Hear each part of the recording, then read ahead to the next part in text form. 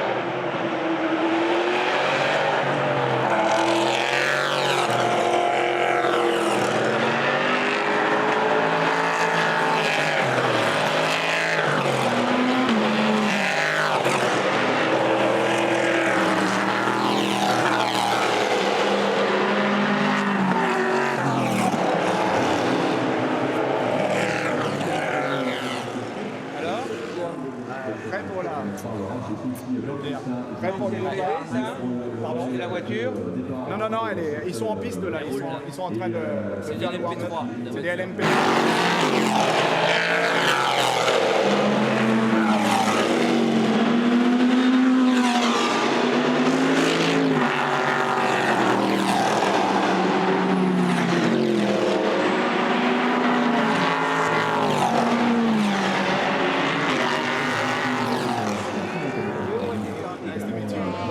Thank you so much.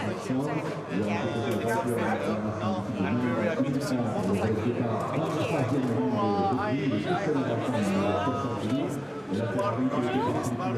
Bienvenue.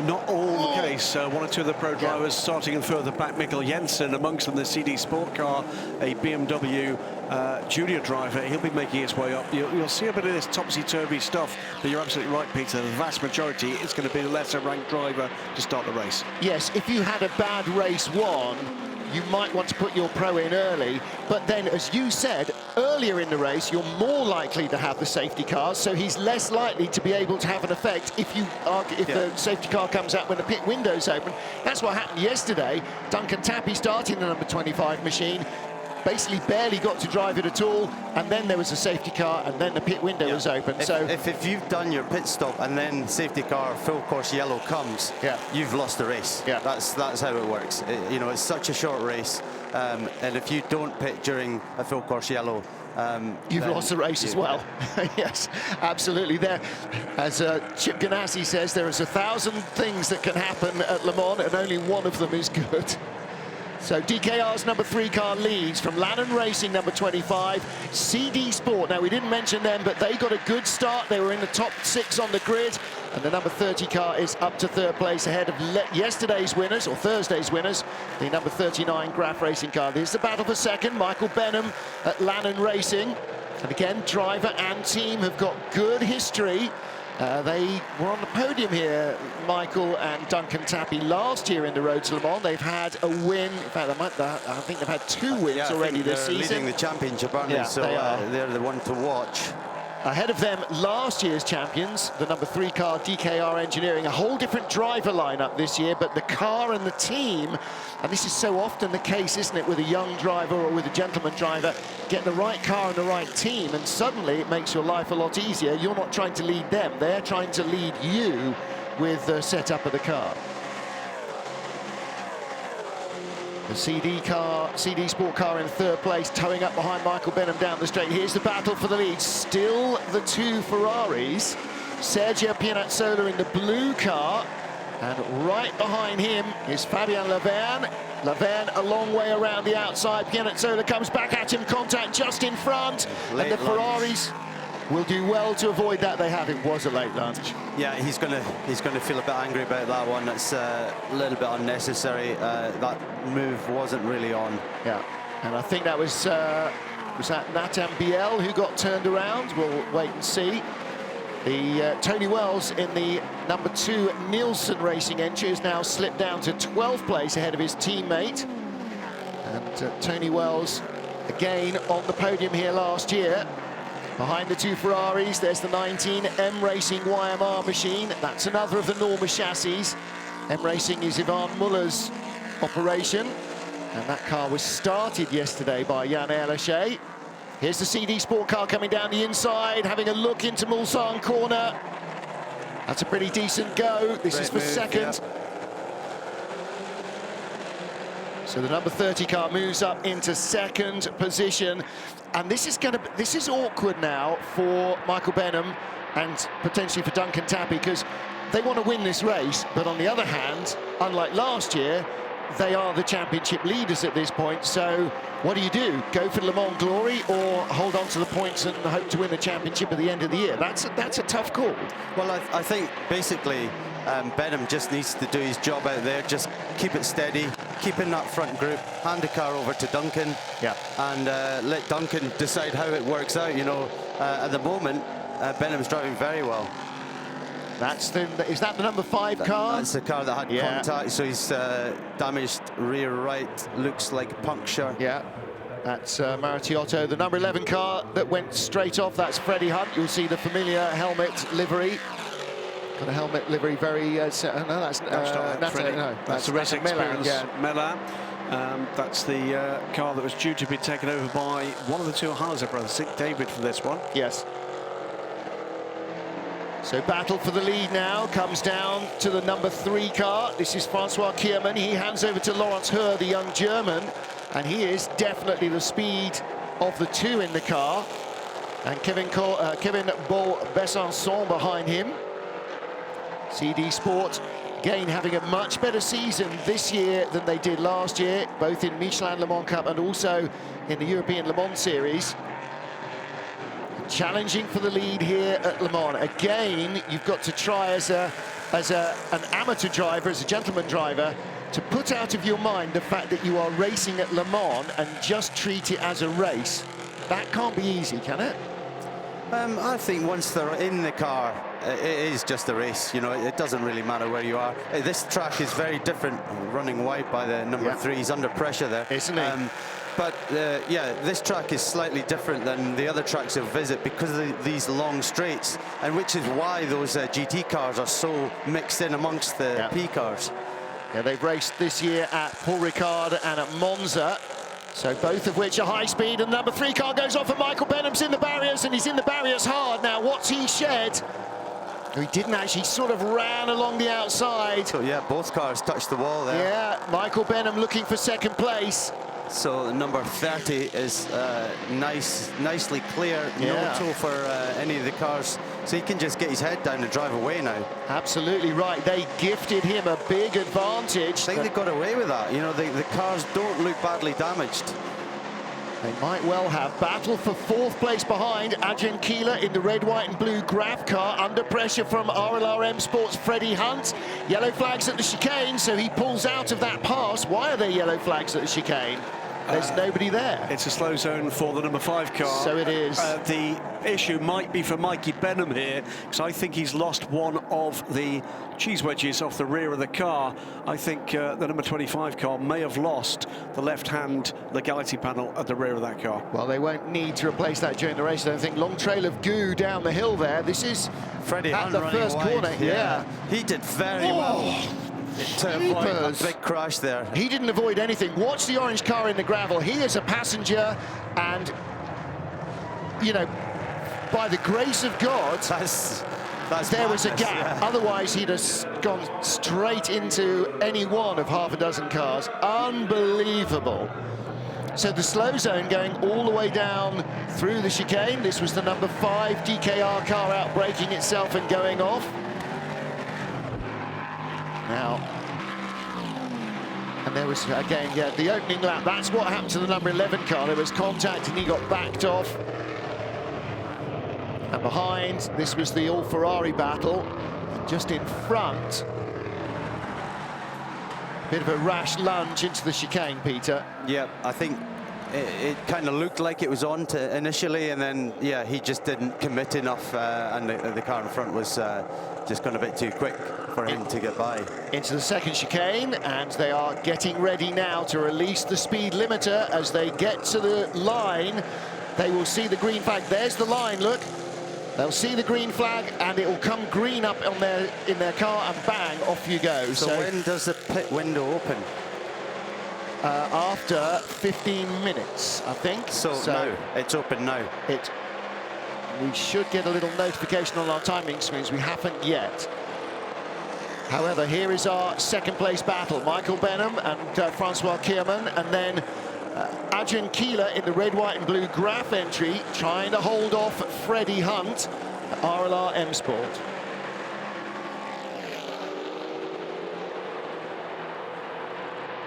Leader, Kevin Ball Besançon, is gone. He is 6 seconds up the road. Now, these battles behind, this for second, this for 4th. We talk about motor racing, and particularly here at Le Mans being a team sport, and the teams will be watching this in the pit road on the monitors, and they will be knowing that every fraction of a second they can gain in the pit stop could turn these battles around. So the guys that are chasing Freddie Hunt's team, RLRM Sport, this number 15 car, they know that when Freddie comes down the pit road, if they can win a second in the pit stop war against Graf, that'll put their car in front. Same here with Lannon's Michael Benham just ahead of Francois Cuban in the battle for second. Lannon Racing, the pressure will be right on them to turn the car around quicker than the machine behind. So that can potentially breed problems in the pit stops if you feel that you're under more pressure even to perform than you might otherwise be. Yeah, they need a nice clean stop. I was just wondering if the window was to open soon, then, you know, that long yellow zone on the Mulsanne could potentially mean that you could get an advantage. if that window opened at the right time for you. It's obviously not open yet. We're seeing on our timing screen that entry to the slow zone speeds are being investigated. And I have to say, when we saw the high shot of the cars coming into the slow zone, I don't want to point fingers, but I thought the race leader, Kevin Bol-Besançon, did not slow down as early as the guys behind him. And I wonder who else may have been going too fast in the entry to the slow zone. Adrian Keeler ahead of Freddie Hunt. It's still the battle for 4th place. Here's our 3rd place car in GTE, the SPS Automotive Mercedes of Vincent Pierreberg. Lucitz Racing's Fabien Levain is in 8th place overall and leads. And the Graf Racing car of Eric Trouillet goes by. You can and see then the rear of his car is hanging down, so it's going to be hampering his speed somewhat. Yeah. That number 40 car, that's the car that Tom Onslow-Cole will be taking over shortly. That is a good, solid car as well. And at the moment, it is in 3rd place. Podium finish coming up in the GT3 race. 2 Ferraris ahead of it. What are we seeing here in the background? Whoa, car snaps left under braking. Thank you very much indeed. Didn't see who that was. That's United Autosports. 27. Yeah, Eric Maris and one of the Lafargues, Patrice. Tell you what, these boys got out of jail free there. Yeah. Now you see that's both of them dragging little bits of the tail behind. This is one of the Inter-Europol cars up at the Dunlop curve. And that car into the gravel, number 13 car. It's one of their 2 Legers. That was Mikkel Jensen and Jens Pedersen's car. A little Danish crude entry. Has Freddie Hunt's just made the pass? Yes, he has. Freddie Hunt in 15, ahead of the Graf Racing car of Adrian Keeler. And Nathan Biel closing in behind. The next car on the road, although it's not red, white and blue like the car you're looking at now, that is another of the Graf Racing entries. And Nathan Biel, he has been very quick all season. So he'll be closing in on 39, his garage mate, if not teammate, Adrian Keeler. And you can see how much he's closed on them in the last lap. There's no longer a slow zone down the Mulsanne straight. Marshall's reporting that the 39 car is losing parts. That's never a good thing. I think racing cars tend to need most of the bits they start with. And that was a decent committed dive, Peter. Yep, you saw a bit of vibration from the front of the car. I thought he had a problem with that car, actually, but he was just braking so late. Maybe he's got a bit of vibration locking up the tyres. That was Alexander Talkanitsa Jr. in the AT Racing car, taking 11th place away from Nielsen Racing's Barry Grimes in the number 17. Interestingly, the number 30 car in the lead has gone purple on the first 2 sectors. So he's on his fastest lap. So he's drawing away from the competition at the moment. We saw the 2 cars behind him both run wide. There was a real tight battle taking place, and he was under pressure, but now there's no pressure. He's running free, and he's about to complete the fastest lap of the race. Well, he won't set a fastest lap next time round, because we've got a slow zone from the start-finish line up through the Dunlop curve to rescue the car that we saw going off. But yeah, he's building his advantage out to 8.9 seconds at the beginning of the lap and growing. The leader is pulling away. So slow zone at the beginning of the lap, and they will need to be at 80 kilometers an hour as they get to the start-finish line. Not a moment before and not a moment afterwards. There you go. You see Michael Benham come right down onto the 80k, which is also coincidentally the pit lane speed limit. And they all do the same. So the race is frozen. The gaps between the cars won't change until they get past the Dunlop curve, out of the slow zone. And when they head off down through the S's, then they can continue racing once more. Of course, it means that when the cars are doing 80Ks, 50 miles an hour, then the marshals can work trackside in safety. You know, there's a little bit of a leeway, let's say, with when you release your limiter. Yeah. And you go for it. They've got GPS on the cars, no doubt, but you can potentially gain a car length on the one in front, or you know, or the one behind, but you take a little bit of a risk doing it. But yeah, you can see them now, they release and they're away. It also depends, particularly at the elite level, just how quickly your car's engine map goes back from the 80k full course yellow map to full power map. So unless that is really well sorted out, the car can actually lose you a fraction there. Well, we saw the replay of how Freddie Hunt got by in the braking area on the Mulsanne down into the chicanes to move ahead of Adrian Keeler. Freddie Hunt in 4th place, the car closest to the camera, pulling away now. Kevin Besançon, the leader by 8.2, now out to 8.4 from Michael Benham of Lanham Racing.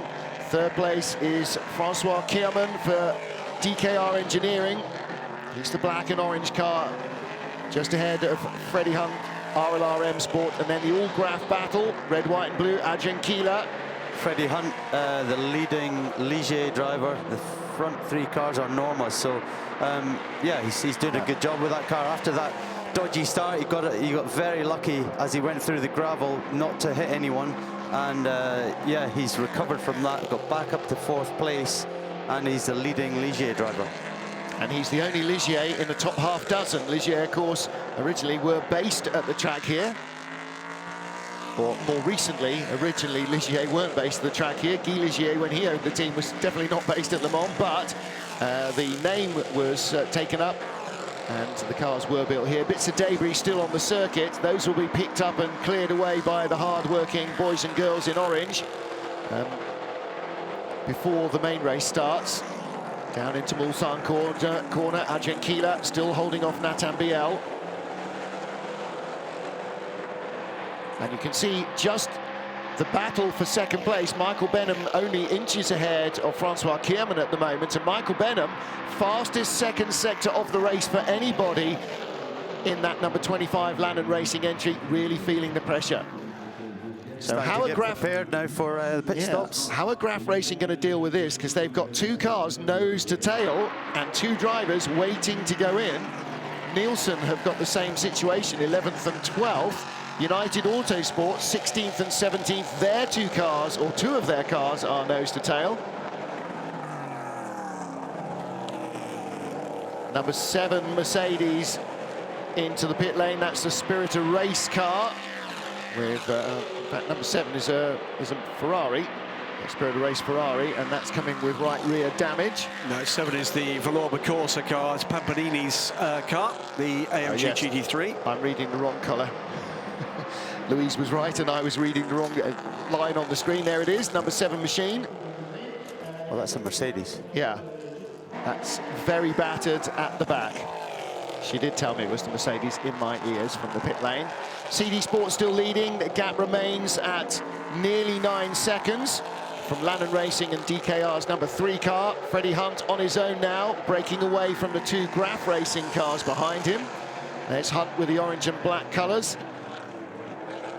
And with the race going green all the way so far, or at least with no safety car, it looks like most of the teams are going to get pretty much to the midway point.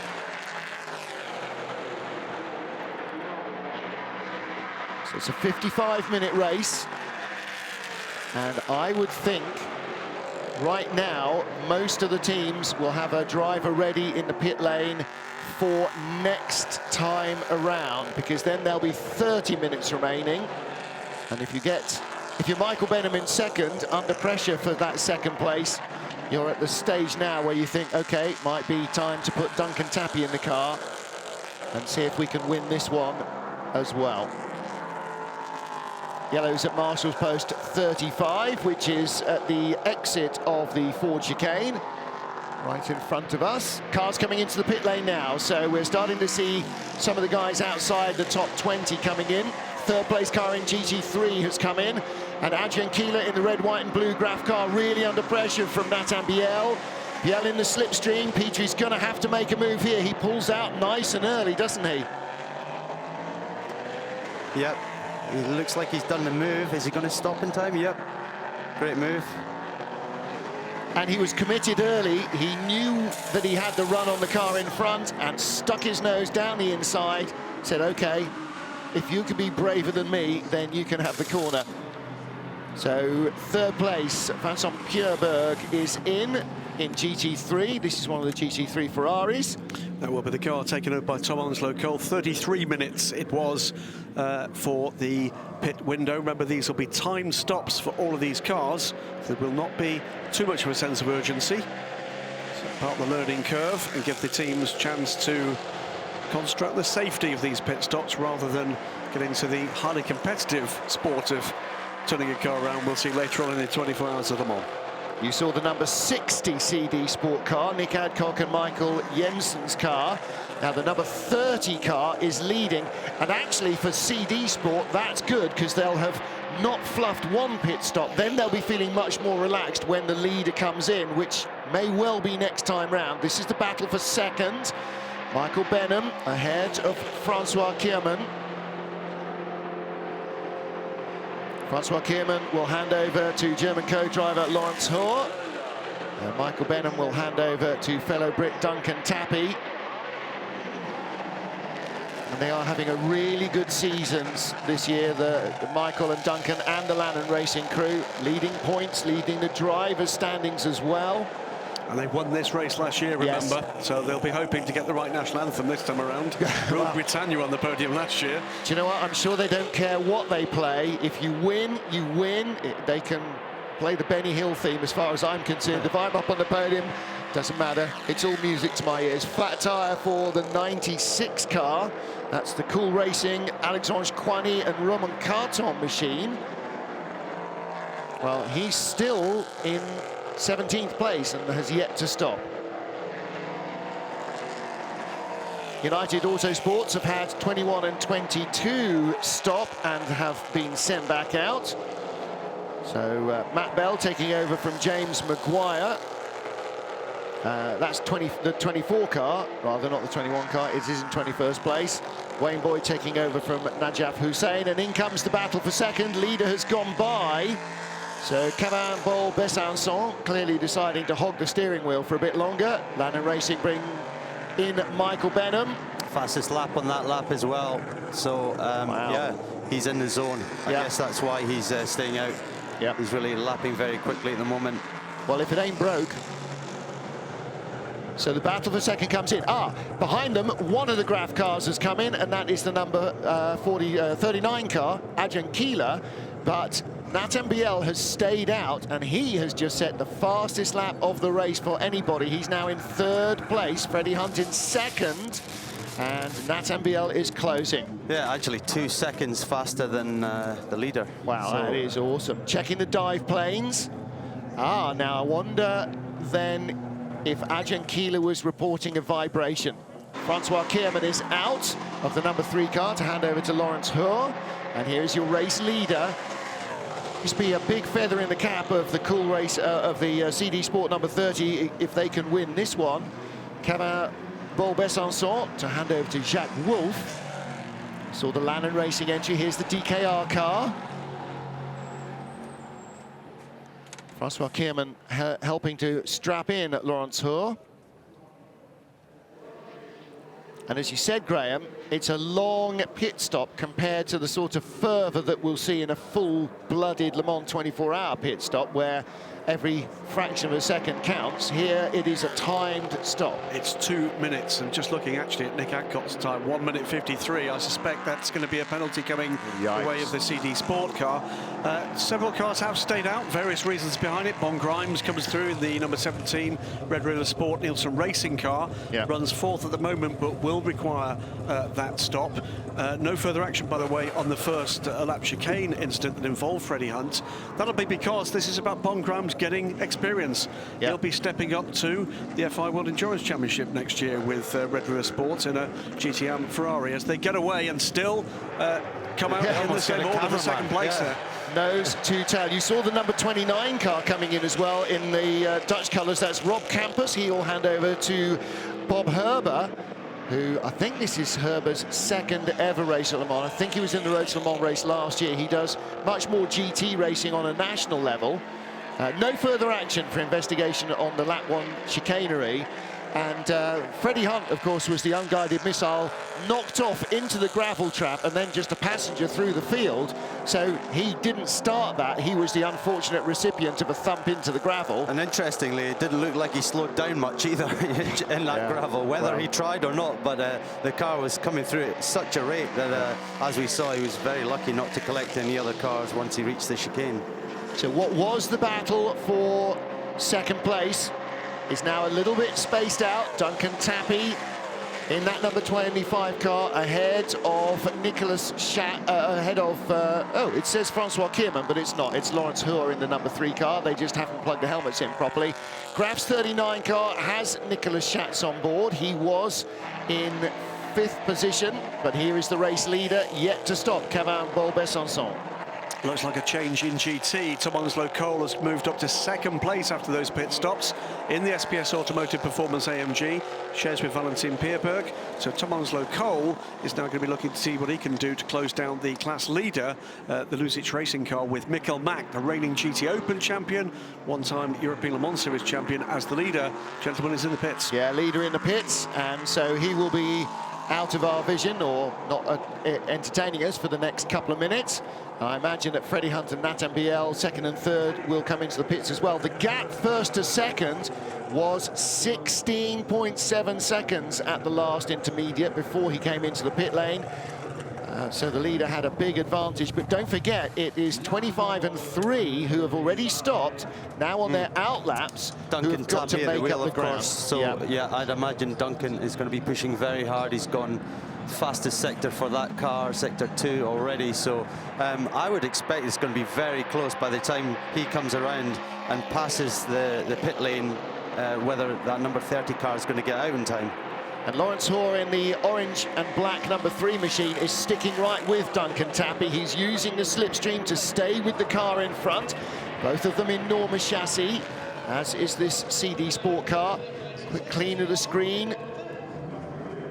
Can have a shower and a shave halfway through this pit stop, can't you, compared to a normal race. There's the starting driver, Kevin Besançon. And they're just outside of the G-Drive garage. These guys now have got to try and close down the leader as much as possible while they're at speed and he's stationary. And as you said, in the GT3 class, Tom Onslow-Cole up to 2nd. The Kessel Racing Ferrari of Giacomo Piccini is slipping away behind him. But what's the gap from about 12 seconds to the Luzic Racing Ferrari? Leading 2 cars in GT. And as Graham said, Mikkel Mack in the Luzic Racing Ferrari is nobody's slow driver either, so Onslow has got a big battle on his hands. Final pit stopper down pit lane at the moment, the 2nd RLR car of Nobuya Yamanaka. That's everybody who's still moving is been in now for their pit stops. I think there's going to be some penalties to come, though. Yeah, I think there might be. Out comes the car that was the race leader, and I think still is the race leader. And by our window now are the 2nd and 3rd place cars. Right, so the length of the pit straight, they've got to catch in 23 seconds. And right now, under real pressure, Duncan Tappy from Lawrence Hoare. Lawrence has closed right up behind him. We'll wait and hear what race control's got to say. I think the leading car has got a problem. The problem is a 1:54 pit stop. Oh. Yes. Even by my maths, that's a little shy of 2 minutes. So that's why I did think it would be a lot closer than it is, and that 6 seconds has made a difference. So this is Duncan Tappy currently in 2nd. Lawrence Hoare, the number 3 machine, in 3rd. Graf Racing Battle is now 4th and 5th, as it was before. No, it wasn't. It was 5th and 6th before, because RLR M Sports car, Freddie Hunt has handed over to his teammate, and they have slipped to 6th position. Now, it might be because they spent 2 minutes in the pits, and some of the cars in front didn't. Whatever, for the moment, this is the battle for 2nd. And don't forget, both these cars, Peter, were off early in the race at Shimano Berth.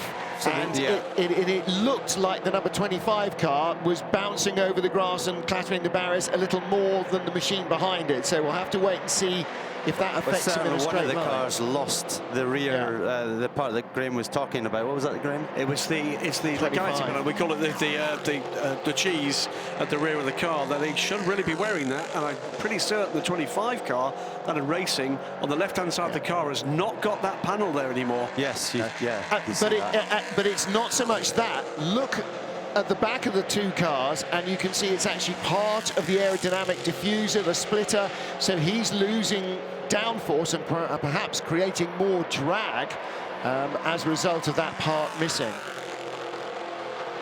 So this is good-looking battle for second place. The leader is about 9 seconds in front still. So these cars are all the same chassis, they've all got the same engine, they're all using the same tyre. The difference here is the setup, the driver, and their ability to deal with, like Duncan Tappy, issues that they've got. And it does look like the number 3 DKR car is just quicker in a straight line. And maybe that missing bit of bodywork at the back of the number 25 Lannon Racing entry is causing more drag. Of course, he is in the tow as well. Yeah. But Duncan Tappy's not making it easy. Fantastic move around the outside. Yeah. All right, Sunshine, if you're quicker, you can go around the outside Indianapolis. And he did. That's a brave move for Lawrence Hull. But Graham, you've watched all the European Le Mans and Michelin Le Mans Cup races for the last few years, and Lawrence Hull definitely has got pace, hasn't he? He certainly has. It's been a great place to watch emerging talents here. Duncan Tappy, not emerging, an established talent. That takes something to do Duncan there. They are catching this leader and catching him quickly. Gap is now down to 6.2 seconds. They've taken 6 seconds out that lead on this lap. I think the problem here now is within half a lap, Duncan will have lost the toe and Lawrence Hull will be gone. Lawrence Hull's car seems to have survived its off-track excursion better. It's got all of its rear aerodynamic bodywork. That's why he could drive around the outside in Indianapolis. Get in mon fils is what they're saying there. That's a French. Yeah. 20 minutes remaining, and they are in sight of the leader. 30 car is coming through the Ford chicane, and as he exits, in come this pair. Wow. Lawrence Hull can smell blood in the water, can't he? He knows victory is there for taking. So the CD Sport car, Jacques Wolf is the leader. Louise Beckett is down in the pit lane. Let's hear from the starting driver, Kevin Besançon. Yes, the number 30 CD Sport putting in a great performance and taking full advantage. That was a superb strategy from you, the perfect strategy to get that lead. It was a good strategy, but a risky strategy, because if we have a safety car during my session, we are screwed. So we had to take the risk, and it paid. It paid. 20 minutes remaining, Kevin. Cross my fingers. Thank you. Well, Louise, the angel of death, she has brought the lead back away from the CD Sport car, even as she was talking to Kevin. DKR Engineering's Lawrence Hull caught and passed Jacques Wolf. And Peter, while we're listening to his teammate, Jacques made a mistake, didn't he, up at the Dunlop chicane. It is gusty, the wind is blowing uphill there. Some of the prototype drivers in free practice and qualifying were saying that you're getting pushed a little into that corner, but he made a mistake, ran wide, and he always looked like he was in trouble there. He's got a bit of damage on the front of his car now as well. If you look at the front, his front left, it's sitting down lower. That splitter's sitting low, so that will be losing him performance all the time. Change for second place. Duncan Tappy moves up for the red and white of Lannon Racing. CD Sports have gone from first to third in half a lap. You just saw Lussich Racing's Mikkel Mack, that Ferrari right on the edge of adhesion. He is pushing on hard. He still leads from Tom Onslow Cole by 10 seconds? Yeah, so in fact, I think he's growing that gap over the Mercedes. I think it was 12 before, so I think Tom has brought it back, but you know, I wouldn't think the race isn't long enough unless the leading car makes a mistake. Then it's a big task to get into the lead. Well, right now, CD Sport with a podium opportunity. The next car up the road from them is 13 seconds back.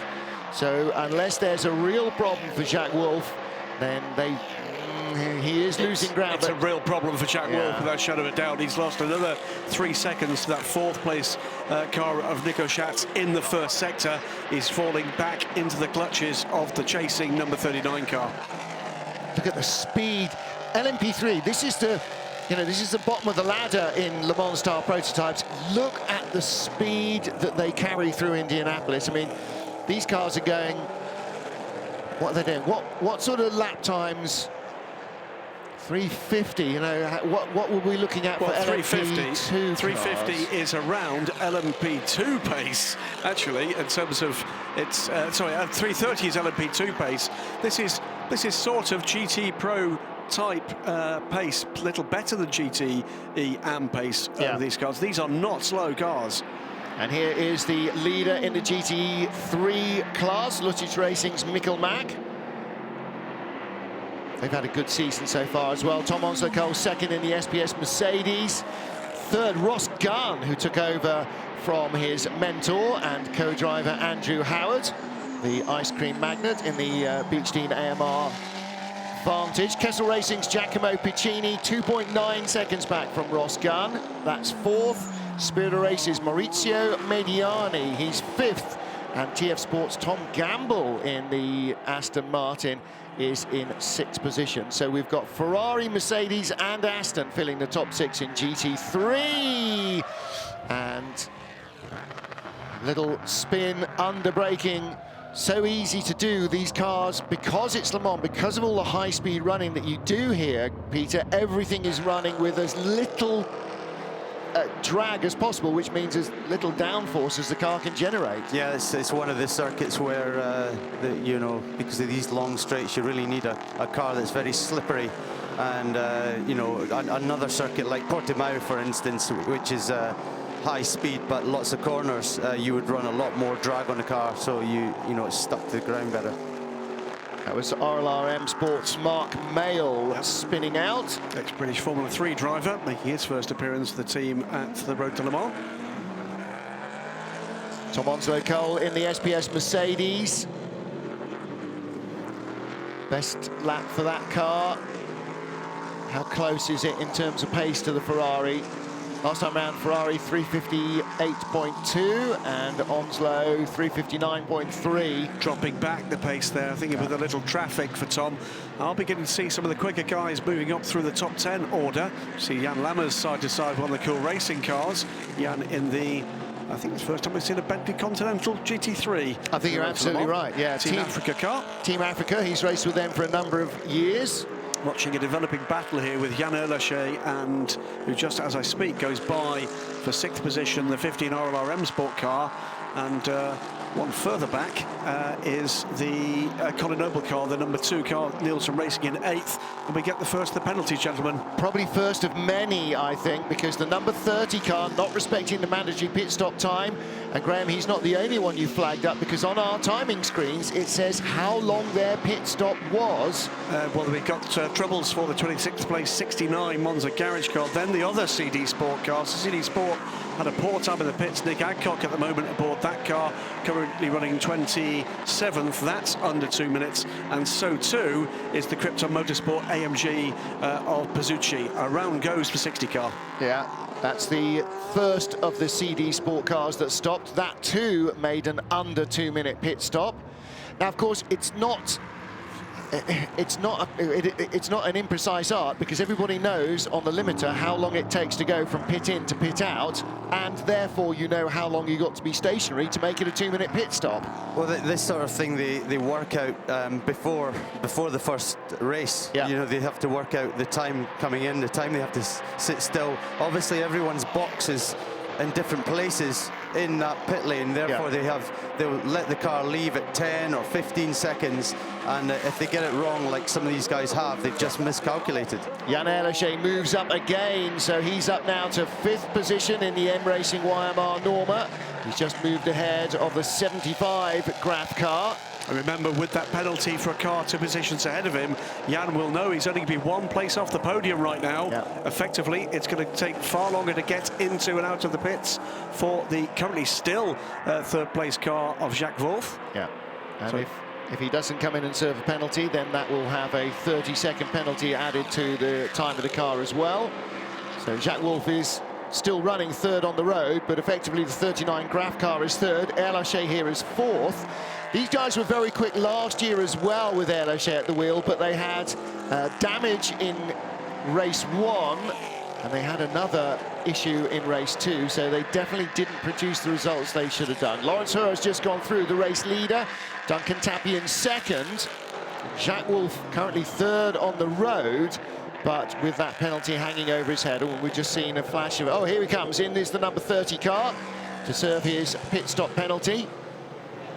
Good chance to look at the front of that car, front left. You see the dive planes have gone. Yeah. So damage, and it's yeah, hanging a bit lower. So Nico Schatz has already gone through into third position. Yann Lachey will go through into fourth. And this is going to be terrifically frustrating for the 30 CD Sports Squad. Now, since they weren't able to use the pit stop, the stopwatch accurately in the pit stop, you rather hope they've been a touch more accurate during that penalty. Here's the Spirit of Race Ferrari number 51 car with TF Sports 97 Aston Martin closing on. Is he closing on Maurizio Mediani? I think he is, isn't he? Yeah, I think he is. So Tom Campbell behind, Maurizio Mediani in front of him, but there's 13 seconds between this battle and Giacomo Piccini, fourth place Kessel Racing Ferrari up the road. So for Tom Gamble and Tom Ferrier's TF Sport team, they run cars in British GT, they run cars in SRO Racing, they run cars in Michelin Le Mans Cup, European Le Mans Series and World Endurance. Tom Ferrier, his air miles must be absolutely astonishing. The team has exploded from being a British GT team to having a finger in almost every GT racing pie you can imagine, and every one of their cars is an Aston Martin. Yeah, TF Sports, TF Corsa we like to call them nowadays. 3:49.998 is the fastest lap of this race so far. That goes to Lawrence Hur. By comparison, by the way, that would put him 42nd on the grid for the Le Mans 24 Hours. Can't argue with that, can you? Can't argue with that. That splitter's running low as well, so there's been damage. Yeah. That will be affecting his handling in that car. That's either, and it won't feel nice either, will it? The front's chattering away. They're recovering the CD Sport car, which is why we've got a slow zone through from the beginning of the Dunlop curve to the exit of the chicane. Oops, and this is why he was dive bombing the 69 car and over dive bombed, over committed, under delivered. So that was the battle for what was then 28th. The Monza Garage prototype hung on. Yeah, Nick Adcock. That was the damaged car that was in the pits earlier on, so it's finally shed more bits. Yeah. So Nick Adcock, multiple South African endurance champion in a variety of prototype machinery, CN cars in particular, but has had some time in LMP3 cars, but looks like that's the end of his race, I'm afraid. This is Graf Racing, Nielsen Racing and RLR M Sports. The three cars you can see here, 5th, 6th and 7th. 9 minutes to go, so this plus 2 more probably. So for the car at the back of the queue, the RLR M Sport car trying to close all the way through. And that is Marlin Mortensen, who took over from Freddie Hunt. Chasing Nielsen Racing's Colin Noble. Scottish driver, Colin Noble. And having a great season. Colin looking in real form and potential to... Now, they were on for a podium last year, weren't they? And Colin went off on the last lap, as I recall, at Tertre Rouge. Battle under braking. And this is where Colin got by Mortensen.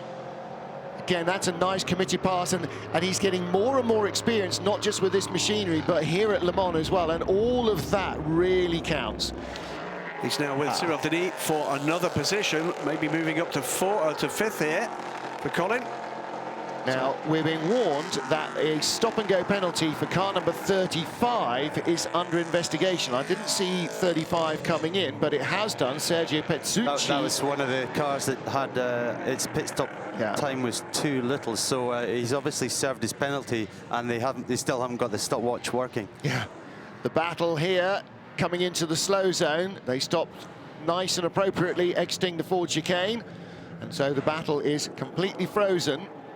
So looking at the leader of GT3 car, Tom Onslow-Cole is starting to close in. He's only 5 seconds behind now, so he should be in sight of him. But also with Ross Gunn closing on him. So it's going to be a three-way battle for the win in the closing minutes here in GT. And you're right about visual, because there are now no LMP3 cars in between those GT3, so they can see each other, as this battle can. This Graf Racing car, the blue car 72, that is 5th. You're seeing 6th, 7th, 8th, 9th and 10th all together, and the Graf Racing car does not come off the rev limiter, so that was an open goal there. Well, that pass seemed to be before the green flag for me. But it's when you look uphill from the chicane, under the bridge, you can already see the green. So it is green at the bridge. Was he too eager? We will wait and see. The stewards will definitely tell us. Or had the slow zone gone off? Yeah, slow zone went off 28 seconds ago. So that could have been better pit work for the team telling him slow zone is gone. It could have been exactly that. Wow. All right. Fantastic. 6 minutes to go and they're all closing up on each other. Here's Ross Gunn. Now Ross with 2 prototypes behind him. He'll try and ignore those. This is the Graf Racing and Cool Racing entry. This is for 14th in LMP3. He'll be hoping they pass him clean and just get out of his way and don't slow him down. And then the next thing is he could potentially be towed up by them onto the back of Tom Onslow-Cole. In fact, where is Tom Onslow-Cole? He's gone back, gone further back in traffic. It's the this is been caused. So Ross Gunn is 2nd, in fact. He is. He's gone by Tom, so Tom must have had a problem. He has had a problem in that previous lap. Or is it just that the green, it's the slow zone being taken out, and he's been able to take the advantage of that where Tom Onslow-Cole didn't? Yes, good point. Good point. Stop and go for car 60, CD Sport. Stop and go for car 69, which is, where are they? They're further down the order as well. So both, in fact, all 3 cars, Graham, that you pointed out on the timing screen. It's very easy to see on our timing screen. If it doesn't start with a 2, their pit stop time, then they're in Stuck. 20 has come to a grinding Alex halt. Mortimer in the Grey Market Racing car. That's there's another Nielsen entered car. Yeah. It's, I think you're right, Graham, about the GT battle there, because now Ross Gunn is only 4 seconds behind the leading car now, the number 71 car, and he was at least 10 seconds behind before that. He was 5 seconds. It was an equal gap. 5 seconds, 5 seconds, 5 seconds. Exactly, but it was Ross in 3rd position. It must just have been something about the timing of the withdrawal of that, and I wonder whether or not that caught out Tom Onslow-Cole, who had a very slow first sector. We saw the pass on the straight. The red and white car, Joachim Fried, got by the number 15 RLR M Sport car, pulled out of the slipstream, made the pass, and now he's pulling away quickly. And behind the RLR M Sport car, William Boyd in the 24 United Autosports car, currently in 10th. So this is 7th, 8th, 9th, 10th in class. These are not lap cars or anything else. They're running nose to tail. Mikkel Mack still leads in GT3. And the gap back to Ross Gunn. Are we going to say it? We're going to see him in shot. That was Ross. Yeah. There he is. That's the gap. There are 2 prototypes, and so, as you said, you know, from Ross's point of view now, he's going to hope that those P prototype cars don't pass Mack very cleanly and slow him down a bit. Well, yes, 2 things. First, tow me up to the Ferrari, and then secondly, dive bomb him at a chicane and put him right off his stride. Give me an opportunity. 3 minutes 20 to go. Potentially 1 lap left? Yes. So as they get to the line, there will be... Oh, hang on, no, they're further back.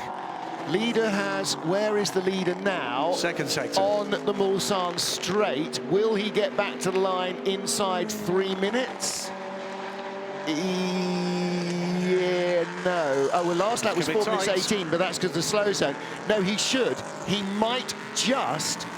We're not seeing the last lap graphic. He might just make it back. The race leader not the GT3 leader. There's your GT3 leader, and there with the headlights ablaze is the Aston Martin at second. There's Tom Onslow-Cole in the Mercedes that's third. The Kessel Racing Ferrari in fourth. That's Giacomo Piccini, still not closing on those guys.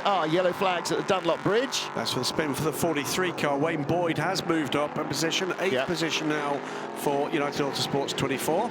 He had both Graf Racing of Adrien Trouillet and the Denis 72 car behind him. So we've got one of the prototypes just toying up to the back of the Ferrari now. Yeah. Now he's going to struggle, the number 4 car. That's Cool Racing, the number 4 car, 13th in LMP3. Or he's not actually. He gets the run through Tertre Rouge and onto the Mulsanne. But he's only alongside. Now he's going to be inside the Ferrari, and he's going to take away the racing line. Is he? He's desperately trying to hold pace with the Ferrari. He can't. He's got to tuck back in. Is he going to have a lunge down the inside? This is exactly what Ross Gunn wants to see. Exactly this. Slow him down, slow him down. Yeah, it's worked a treat for Ross Gunn. Yeah, he blocks the Ferrari. The Ferrari's got better mid-corner speed there, and Ross Gunn, a minute 37 for the leader to get to the line. The leader is on the run down to Indianapolis. It's been a big gain on this lap so far for Ross Gunn, and I think he's going to get another one to go. And the Ferrari can't do anything. The Ferrari, well, you would think, should be sitting in the slipstream of the LMP3 car just to try and use some of that hole in the air. In fact, he's trying to pass him. Oh, yeah! But this is great for Ross Gunn, because, again, that's going to slow them both through that chicane. Yeah. DKR Engineering race leader in traffic. Lawrence Herr is 4 seconds only ahead of Duncan Tappy. One miscue, Peter. He can give this race away. Wide open, and as we say, it should be one more lap after this one. He's got 50 seconds from the start of the Porsche curves to get to the line. He's just going to make it, isn't it? Not by much. So Ross Gunn now 2 seconds, less than 2 seconds behind. Number 3 car goes through. Duncan Tappy, 3.5 behind in second. Nicolas Schatz, 22 seconds further back in third for Graf Racing. He's got a bit of a gap, but from Colin Noble and Matt Bell down, there's a long queue of cars trying to get into the top 5. Leader will start the last lap. How many seconds? There'll be about 5 seconds on the clock, maybe 10 as he gets to the line. And last lap now for the Road to Le Mans race. The whole track is green, so this is a great chance for Ross Gunn in the Aston Martin to try and catch Mikkel Mack in the Ferrari for the win in GT3. Don't count out either a battle to the flag of the overall. That was a good lap that time around for Duncan Tappy, a 350.6 against a 352. That might well have been Lawrence Herr trying to just keep that to see whether or not he could see whether that would not have to go around, but to Duncan Tappy, a little bit of traffic. Well, the other thing was that Lawrence Herr caught a slower LMP3 car in the Porsche curves. Now, it wasn't slow enough to allow him to pass. So sector 1 and 2 on that lap for Lawrence Herr were the fastest anybody has set in the race, but it all went away in sector 3, and that's what allowed Tappy to close. I think that trip across the grass that Colin Noble had did more damage to the Lannon car than the trip across the grass that the number 3 car had at the same time. Just a problem in front of us from the number 9 car in 9th position, Adrien Trouillet going around in the Norma. That will cost him a position or 2, and does. Yeah, it does. That was at the Ford chicane. We can't see it at the moment, but the leading 2 GT3 cars are nose to tail. 0.2 of a second for the GT3 win. Lawrence Herr is away and clear from Duncan Tappy. Gaps going up and down, but Tappy's car doesn't have all its aero, and so Lawrence Herr with more speed. Look at the wind on the Mulsanne. There's still plenty of gusting breeze around. The clouds are scudding over us. They shouldn't bring rain. Look in the background, the cars are at the chicane. The GT3 leader at the first chicane. It is very, very close indeed. I'd love to see that battle. That is going to be very tight indeed. Final lap of the race. Gunner's gone through. Aston Martin leads the race. Ross Gunn has taken the lead in GT3. And Mikkel Mack is in trouble. He's gone off. He must have gone off under braking at the chicane, because Giacomo Piccini is now in second. No, Tom Onslow-Cole second. Giacomo Piccini moves up to third. Yes. The 30 car, which led the race, is off and into the gravel. Yeah. and that will bring out the yellow flags at Tertre Rouge. So Little Mac, no, he's now shown back in the lead. Oh, okay, so maybe back in the lead with 4 seconds gap. That's pretty strange. Oh, now he's shown as stopped. It's a timing glitch. Yeah, there's something going on with his data. I wonder if under braking he ran straight through at the chicane. He's not shown as having completed sector 1. I think that is a timing glitch, and I think the Ross Gunn car is in the lead of the race. Well, we'll have to wait and see. Hopefully we'll pick up those pictures because there's nothing happening. Well, there's Mikkel Mack. No, that's Mikkel Mack, still ahead. And Ross Gunn is still behind him. Tom Onslow Cole in 3rd, Giacomo Piccini, Maurizio Mediani 4th and 5th. Ahead of James Littlejohn in the Nielsen Racing prototype. It's actually contrary to what we were thinking, that the Ferrari's actually pulled away a little bit more from Ross Gunn. Yeah, so timing screen fed us a little bit of misinformation there. Double yellows further back on the track. Well, either way, Mikkel Mack in the Ferrari is leading for Lusic. And Beach Team AMR in 2nd place. Ross Gunn, there he is. Let's look for the next set of headlights. That Tom Onslow Cole in the Mercedes is 5 seconds behind. Into the chicanes for the final time, jumping the curbs as he went in too deep, Lawrence Hoare, to try and get by the back marker. But it will be checkered flag and victory for DKR Engineering. Lawrence Hoare claims the honours here. Lannon Racing's red and white number 25, 2nd place. Duncan Tappy and Michael Benham add more vital points to their championship chance.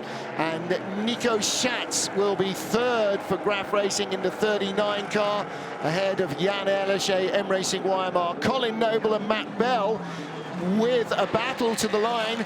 And here comes the GT3 battle still. Leader now out of Arnage, and Ross Gunn not within shooting distance. It was the fastest lap on the race on the very last lap from Lawrence Hoare. Now there is one more potential hazard tripwire for Mikkel Mack, and that is the delayed Mercedes in front. We've already seen it had damage, it's gone off, it's shed bits of car. Will it be in the way of the Ferrari? Is this a last gasp chance for Ross Gunn in the Aston? I'm not sure that Mikkel Mack is going to take any chances here. He might be forced to, because they're a lot slower ahead of him. He's far too experienced. He's going to catch them at the chicanes. Will he be able to sit behind? Because he's not going to get by, is he? Checkered flag is out. And Ross Gunn's not close enough to have a last lap lunge. It's going to be victory for the red and white Lucic Racing Ferrari, but not by much. If that had been the beginning of the last lap, Ross Gunn might have had more of a chance. Lucic win it, Beach Team AMR in 2nd, and Tom Onslow Cole in the Mercedes will take 3rd. So there he is, there's your 1, 2, 3 in the same shot. And Graham Lucic, what an impressive debut in ACO rules racing these guys have made. They race in Michelin Le Mans Cup and in the European Le Mans Series, and from the first race weekend at Paul Ricard, they were on the podium in Michelin Le Mans and in European Le Mans Series, and they've barely been off it since. Yeah, a real find with Fabien Laverne as a bronze driver there, and Lucic Racing. I think we're going to be getting hear all about them. Well, let's hear from our race winners at DKR Engineering. Louise is with them. Well, we can obviously see your happiness, and congratulations to you. The whole team are congratulating you. Well done on a great race. Yeah, it was a great race. It was great racing, and we are so happy to win at Le Mans. It's the first win of the season, so it's just amazing to win there in Le Mans. You're going to be going and standing on top of that podium. How does that feel? Yeah, I think it will be amazing. I didn't realize. But we will see later. I have to go to Lawrence because he did an excellent job, and the team DKR too. It was just awesome. The car was perfect, the stint was perfect, so it's real racing. Go find your teammate. Thank you. Thank you. Well, DKR Engineering with that number 3 car were the champions last year. As we said, different driver lineup. So Francois Cuban, you just heard from, Lawrence Hoare, who's in the car at the moment. They both did what all drivers tend to do, which is try and get a seat in the car that won the championship last year with the team that won the championship last year, and it's paying off for them. It is. You know, that was a great race, actually. That was a great race. There's Andrew Howard on the left there, giving a big thumbs up to Ross Gunn. Considering, you know, these races quite often have big incidents where we sit on full course yellow for 20 minutes. Yeah. That was a pretty clean run. Well, race 1 on Thursday was such a race. There was a long mid-race. Oh, blimey, at the flag, look, in the gravel trap, out of the final corner, last. What was he doing? Playing to the crowd there? Last lap of the race. So here's what, or most of our field who have finished. And Lawrence Hoare, the race winner. I mean, you consider as well, those front two cars, the number 3 and the number 25, both were in the wall. Yes. During the first stints. And they managed to just have minimal damage and continue. And it shows, actually, for customer racing, which is really, of course, what LMP3 is about, how important it is. Oh, there's my caravan, Mum, down there. How important it is to have a good, solid car. Road to Le Mans 2019, the big one of the season. Lannon Racing on pole ahead of DKR's number 3 car. The points leaders in the teams and drivers championship. First corner though, Freddie Hunt got nerfed off into the gravel, and you've got to cover your eyes. How did nobody get hit in that? He nearly ran into the back of the Gt3 Racing Ferrari that started on the GT3 pole. In the end, there was one spinner and no damage. Quite incredible. Early on, the number 30 CD Sport car was in 3rd place, with everybody else in 4th. And the GT3 leaders, a battle between the Ferraris out front. Little unfortunate lunge at the first chicane in the top half dozen in LMP3. And then the CD Sport car started to make its move. DKR, Francois Cuban making a mistake under braking. He was by that stage the leader ahead of Michael Benham in the number 25 car, and the 30 car took its advantage. Then the 2 championship front runners, the number 3 and the number 25, both went off at Shimano-Berth. Damage for the number 25 car. After the pit stops, that showed as Duncan Tappy was tucked up around the outside at Indianapolis by Lawrence Hoare. But the number 30 car that had the early lead lost speed with a damaged splitter. Lawrence Hoare went through into the lead, and he would soon be followed by Duncan Tappy moving up into 2nd. Worse was to come for the CD Sport number 30 car. Their pit stop was under 2 minutes, which is not allowed, and they would have to serve a stop-and-go penalty to make up the lost time. In fact, CD Sport released both of their cars inside the 2-minute mark. Clearly, the man with the thumb on the stopwatch needs a little more work. CD Sport's race went further downhill, and the second lucky moment of the race, which we didn't see live, Mikkel Mack in the 71 Gt3 Racing GT3 leading Ferrari was nearly collected by the spinning number 30 car, having nearly been knocked off on the first corner of the race by Freddie Hunt's wild ride across the gravel. Victory went to DKR, their first win of the year. What a place to do it. And in GT3, despite everything that fate threw at them, the 71 Gt3 Racing Ferrari claims another victory for the team. Their first race weekend at Le Mans, and they will be the winners in GT3. And on the podium. Amazing, I didn't realize. So DKR winning in LMP3, Gt3 victorious in GT3. Well, we're about to see some fantastic BMWs, one of the aerodynamic coupes from the 1930s, and the only BMW to win Le Mans outright, the awesome Williams Engineering built V12 LMR. That thing makes such a fabulous noise. Who's in that car? I recognize the helmet. Come on, helmet spotters, who's that? It's not Yannick Dalmas. He was one of the... It's not JJ. And come on, there's people shouting at their screens at home. Shout louder, folks. I recognize the helmet, but I don't know who it is. Need to know that. However, we're now waiting for our drivers to come onto the podium. Yannick Dalmas, of course, one of the drivers in that team, is here at Le Mans. He is the #1 safety car driver. Oh, I recognise the helmet. Come on, Brain. I can't even say I've been up for 24 hours as an excuse, can I? And I can't help you either. It looked like a German flag on the side of it. Come on, come on, come on.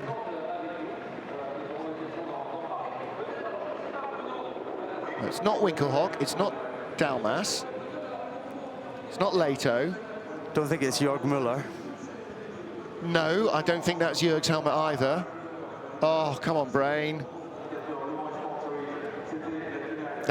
Who's going to be driving the coupe? I don't know that either. See now. Hello, BMW Motorsport. Hello, Rebecca. Is that Farfus's helmet? On the right, not in the car, I don't think, no. Because Gusto's got the Brazilian flag on the side.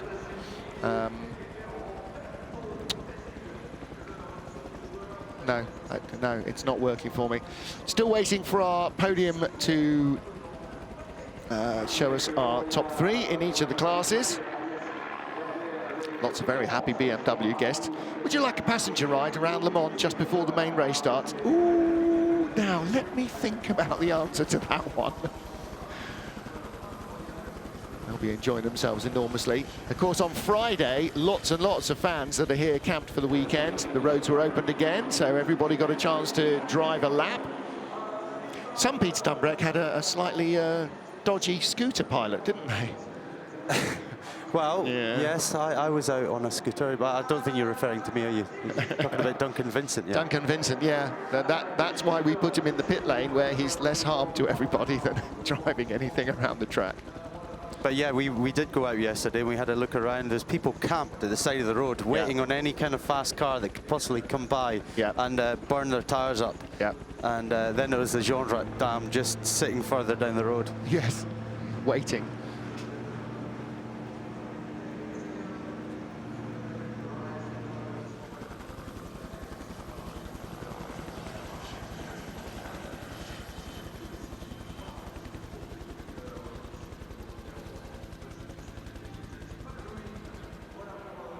Get a close look now. Still can't work it out though. Yeah, there's a flipping mirror in the way now.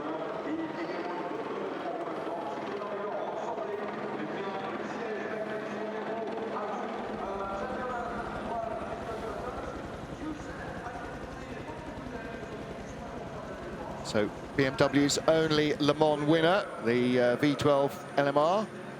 JJ Leto, Jörg Müller, Jochen Winkelhock, Luigi Martini, Yannick. That's Yannick's helmet. There you go. That is Yannick's helmet, isn't it? There you go. There's your answer. And I kind of thought, you know, no, he's busy. He probably wouldn't be. I'm sure he could free up some time to go and drive that, though. But, yeah, and do you know what? Yes, absolutely. Of course, one of the other guys who drove for the team is here as well, Tom Kristensen. That's Yannick's helmet, isn't it? It is Yannick Dalmas, I'm sure it is. OK, so everybody down at the S's, stand by for Lurid Sideways from Yannick Dalmas. Don't think Jean-Marc Gounon drove in that team, Bill Oberlin, Pierluigi Martini, Steve Soper. Had a crash at Sebring in one of the cars that ended his career, effectively, because he damaged his back, and then for many years he was told, if you race and have another crash, it's going to do more than damage your back. And then he had further surgery in his back racing again. So, but it didn't just sound great, that car. It was such a great weapon. And it must just be really nice to get back in a car like this again and just have a little moment to show it off to the crowds. Because, of course, last time Yannick drove the car here, it was in deadly earnest. I mean, that was a massive, massive battle to try and win. Look at the wing there. Not just low, but canted way out behind the car, as far back as possible to try and get a little bit of clear airflow onto the... That's the wedding car from '99, then, yeah, isn't it? Yeah. So 20-year anniversary.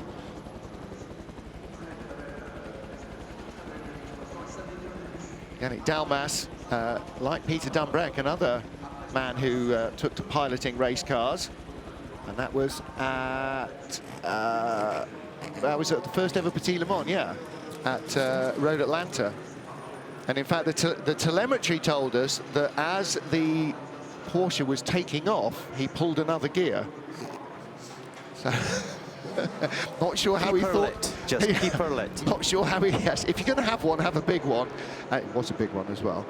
But, of course, that's the car I was going to beat in '99 until my car didn't want to go any further. Yeah, so the 20th anniversary of Peter's first flying lesson, and Yannick Delmas and the crew winning in the BMW. So now we've got to try and. I have to say, 1930s BMW coupes are not my thing. I'm guessing that's a BMW of some sort. That's not a 328, is it? No, even. That's not. Is that a 327? I'm sorry. We don't have any briefing from BMW. Hello, Rebecca, about this.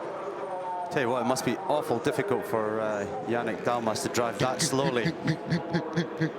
Yeah. A brand new set of tyres on it as well. You see the stickers on them. The BMW is barely firing at this stage, is it? Even a 12-cylinder engine, you can probably count the firing strokes as he motors alongside. I do hope he doesn't have to do the whole lap like that. That is going to be terrible. Yeah, he's going to wish that he hadn't put himself down for that. As you can see, the stickers on the tyres, absolutely. Johnny Herbert really enjoyed driving the Mazda again, the 91 winner a few years back, and he was so proud. He was working with us on TV at that stage, and he came in with the overalls he used in the race. He went, look, look, they still do up. They're a bit tight, but they still do up. Very pleased with himself. Away goes Yannick Delmas.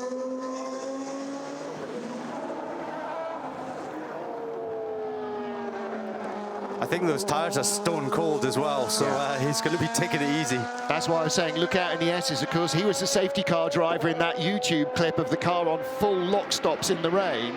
At night, yeah. At night, yeah. Oh, I think he'll get him at the chicane. Something's just fallen off it. Yeah. I guess a rear light. Ground up restoration. Oops. Was it a light or a mirror? No, I think you might be a rear light. Yeah. I think you're absolutely right. Yeah. That's a tight squeeze for two passengers in there. I think they'll get him under braking at Mulsanne. It's going to be a late lunge. It's going to be a late lunge. Well, Yannick wailing his way around the circuit, and he won't be enjoying himself at all in that, will he? No. And for all the fans up there, once he gets onto the straight, he'll start to wind it up a bit, or he has started to wind it up a bit. And boy, that's a great noise. One of the things loved most about motor racing is how different the cars look and how different they sound in every year's field of sports cars. Starting to get a bit of heat in those tyres now. You're pushing on a bit more now.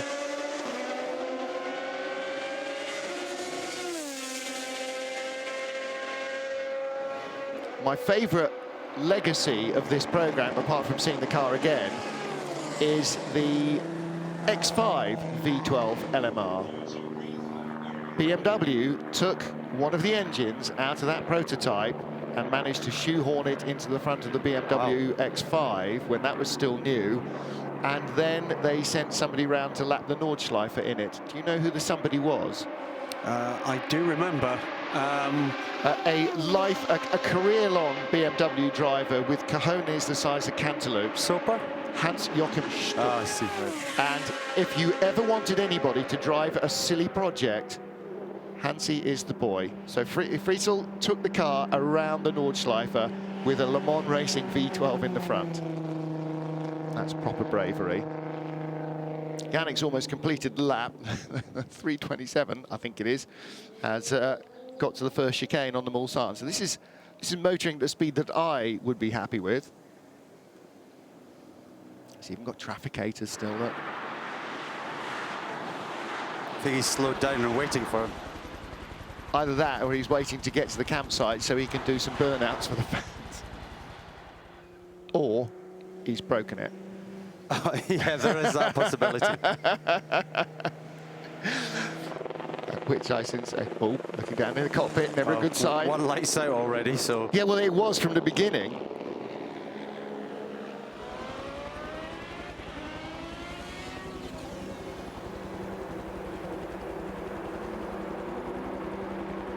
It's always a great livery, wasn't it? Just those little pinstripes up the side, little patch of blue on the side panel, up the nose, the pinstriping. Really, we don't need any sponsors. We'll just pay for it ourselves. Yeah, it was a full BMW factory effort. Of course, the Mercedes was exactly the same. Exactly so. Yeah, silver. Yeah. I think that's why, that may have been why Yannick was slowing down a bit, because he doesn't want to go storming in among a queue of X5s, weaving his way through. That would be a little bit of the tourist bus. Now then, a bit of a haze coming out behind our veteran BMW. What's known in the trade as the total loss oil system. It's a great looking piece of kit, isn't it? And that face, slightly modified. The nostril grills, of course, you saw on the V12 LMR, but you still see on every production BMW. Graham's doing a bit of research. What can you tell us, GG, about the motor? Trying to find exactly the history of that car. Slightly struggling to... Funny pictures are exactly the right car. Yeah. So it's a Watt. It's got a straight six, which later became, post-war, became the Bristol engine. So it is a 328. But the body, it's so substantially modified. The later 328, the post-war car, was a V8, but this is the six-cylinder engine that went on to be adopted, I think is perhaps the legally least challenging term, by Bristol, the airplane manufacturer. And then Bristol straight six engines were responsible for powering things like the AC Ace that begat the Cobra and all sorts of Grand Prix and sports car races. This is 1939 BMW 328 Touring Coupe. It's a replica of the car from the 1939 class. It won the 2-litre class in a record time and finished 5th overall. Wow.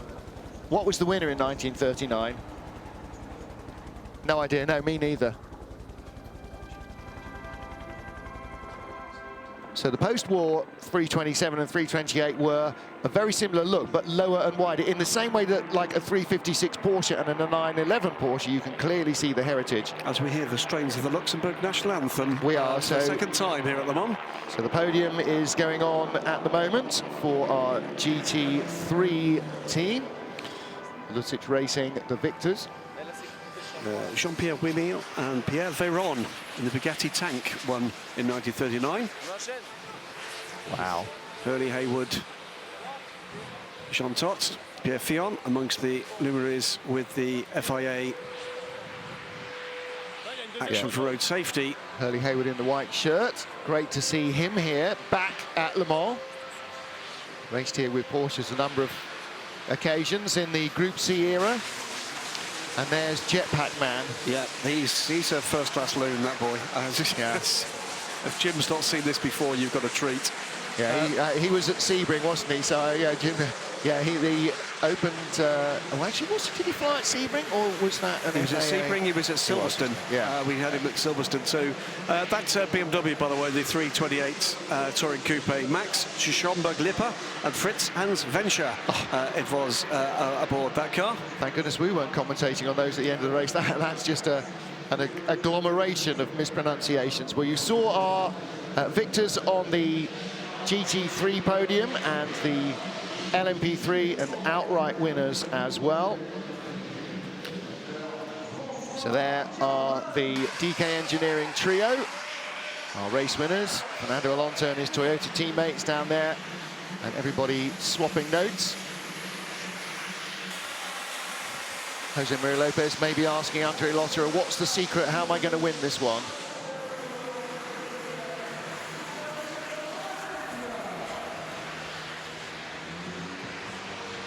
Jetpack Man, a charming, if I was going to say slightly balmy, I don't mean slightly balmy, Frenchman.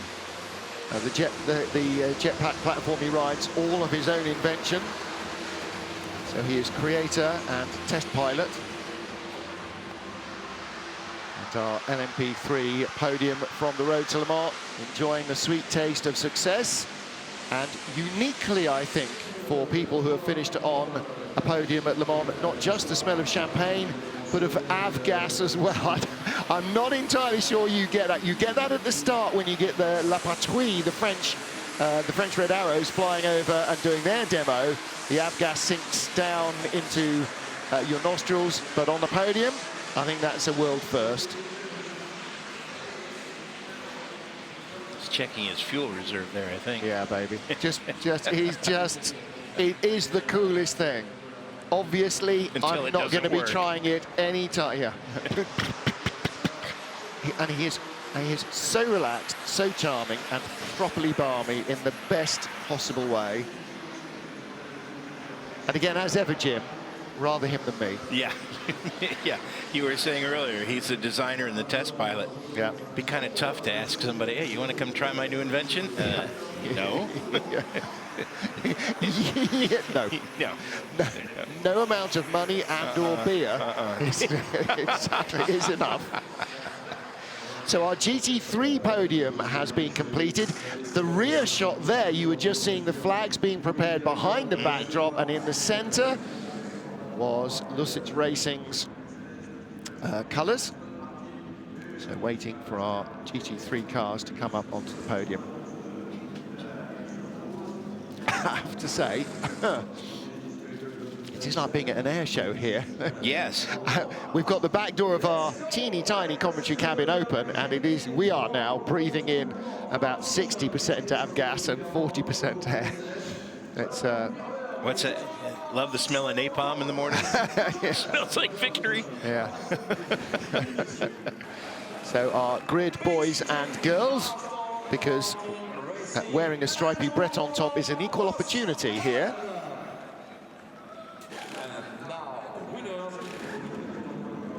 So they head out to start the pre-grid proceedings. It is just after 5 to 1 Central European summertime.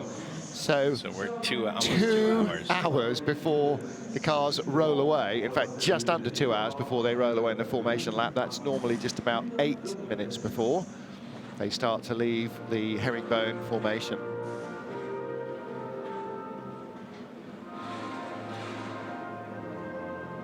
So also hearing the Swiss national anthem for Lucic Racing.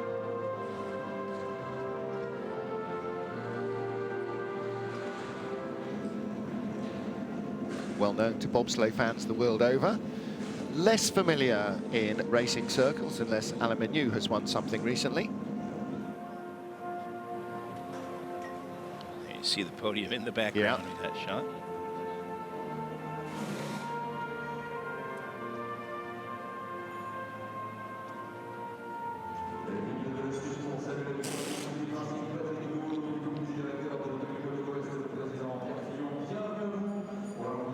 So with the beard, Andrew Howard and Ross Gunn. Ross Gunn drives for Beach Dean at the weekend, and actually drives for Beach Dean during the week as well. Fill-in job for the last couple of years. He's been a van driver. He doesn't actually drive an ice cream van, but he has been doing deliveries for them. On the right-hand side, Vincent Pierberg, the taller figure, and the bearded Tom Onslow Cole. And in the centre, Mikkel Mack on the left. And Fabien Laverne on the right-hand side. Your race winners for Lucic Racing. Another big day for Lucic. They have arrived with such a massive bang in European Le Mans Series and Le Mans Cup racing. Winners in both categories.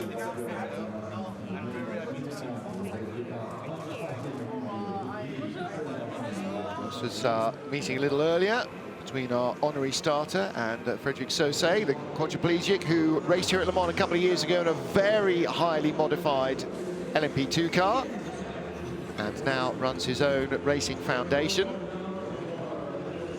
A man who epitomizes not knowing the word no. He absolutely the most unkeep-downable man on the Le Mans grid.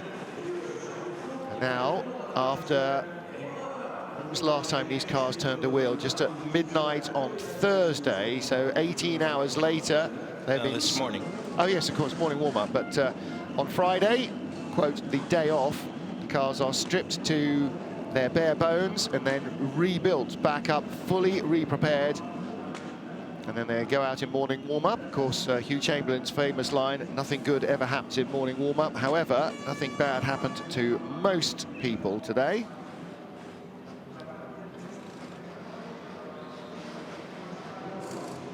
Pit lane will be opening in about 2 minutes. It will be open for 15 minutes as the cars will make their way around from the pit lane to the starting grid, where they will be lined up echelon style.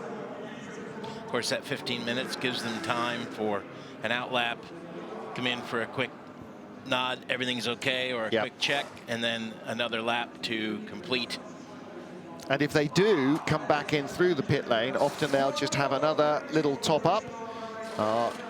Yes. French military fly past.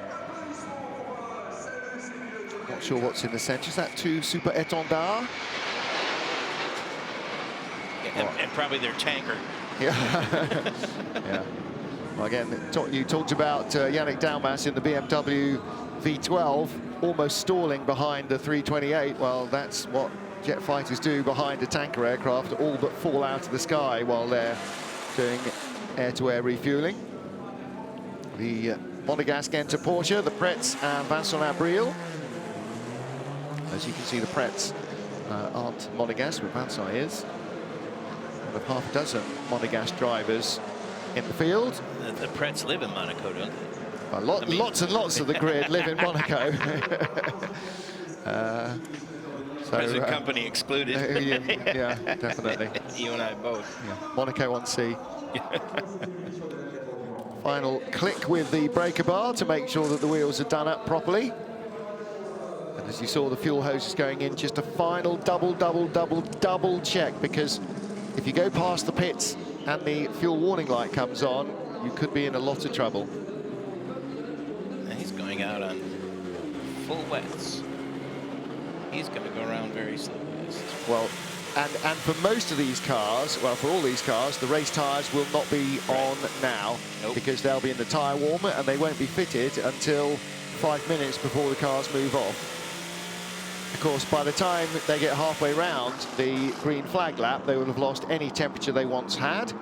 So the drivers will then be weaving and braking and accelerating to try and build heat back into the tyres by stressing and straining them, but without overstressing and overstraining. That is a fine art that it's impossible to explain and very difficult to learn as well. There goes the Wins Ford, the first privateer Ford in the GTE AM class. I was chatting to their guys last night, and they are really excited about the prospect of doing the race here.